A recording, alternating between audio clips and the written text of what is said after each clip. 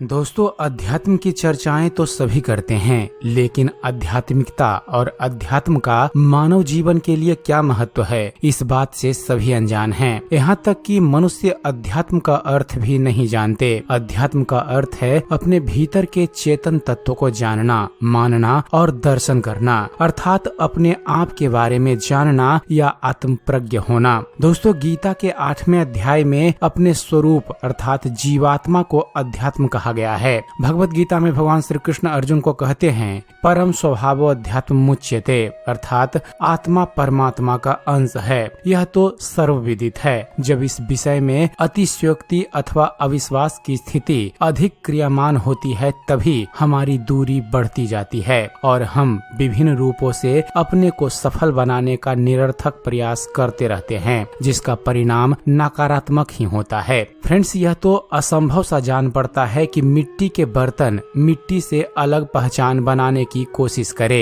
तो फिर कोई क्या कहे। यह विषय विचारणीय है। अध्यात्म की अनुभूति मानव सहित ब्रह्मांड में सभी प्राणियों में समान रूप से निरंतर होती रहती है। साधारणतः कहा जाए तो स्वयं की खोज तो सभी कर रहे हैं, परोक्ष व अपरोक्ष रूप से। परमात्मा के असीम प्रेम की एक बूंद मानव में पाई जाती है, जिसके कारण हम उनसे संयुक्त होते हैं, किंतु कुछ समय के बाद इसका लोप हो जाता है और हम निराश हो जाते हैं और इसके बाद सांसारिक बंधनों में आनंद ढूंढते ही रह जाते हैं, परंतु इसके बावजूद क्षणिक खुशी ही पाते हैं। फ्रेंड्स, हम क्षणिक संबंधों, क्षणिक वस्तुओं को अपना जानकर उससे आनंद बनाते हैं, जबकि हर पल साथ रहने वाला शरीर भी हमें अपना ही गुलाम बना देता है। हमारी इंद्रियां अपने आप से हमें अलग कर देती है। यह सब इतनी सूक्ष्मता से होता है कि हमें महसूस भी नहीं होता कि हमने यह काम किया है। जब हमें सत्य की समझ आती है तो जीवन का अंतिम पड़ाव आ जाता है। उस समय पश्चाताप के सिवाय हम सब के हाथों में कुछ नहीं रहता।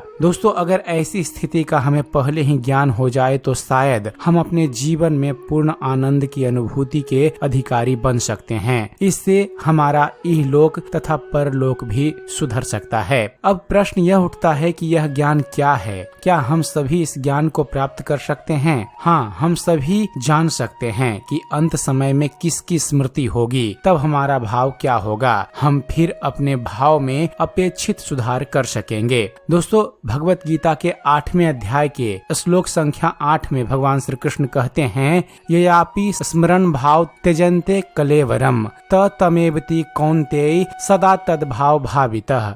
इसका अर्थ है फ्रेंड्स कि हे कुंती पुत्र अर्जुन, यह मनुष्य अंत काल में जिस भी भाव को स्मरण करता हुआ शरीर का त्याग करता है, उसको ही प्राप्त होता है, क्योंकि वह सदा उसी भाव से भावित रहता है। दोस्तों, एक संत ने इसे बताते हुए कहा था कि सभी अपनी अपनी आंखें बंद कर यह स्मरण करें कि सुबह अपनी आंखें खोलने से पहले हमारी जो चेतना सर्वप्रथम जागती है, उस क्षण हमें किसका स्मरण होता है। बस उसी का स्मरण अंत समय में भी होगा। अगर किसी को भगवान के अतिरिक्त किसी अन्य चीज का स्मरण होता है तो अभी से वे अपने को सुधार लें और निश्चित कर लें कि हमारी आंखें खुलने से पहले हम अपने चेतन मन में भगवान का ही स्मरण करेंगे। बस हमारा काम बन जाएगा, नहीं तो हम जीती हुई बाजी भी हार जाएंगे। तो दोस्तों, यह थी एक छोटी सी जानकारी मानव जीवन में अध्यात्म के महत्व के बारे में। उम्मीद करते हैं फ्रेंड्स आप सभी को हमारा ये वीडियो पसंद आया होगा। वीडियो पसंद आया हो तो वीडियो को लाइक और शेयर करना मत भूलिएगा। और दोस्तों, ऐसे ही ज्ञानवर्धक वीडियो देखते रहने के लिए आप हमारे इस चैनल ज्ञान मंथन को सब्सक्राइब जरूर कीजिएगा।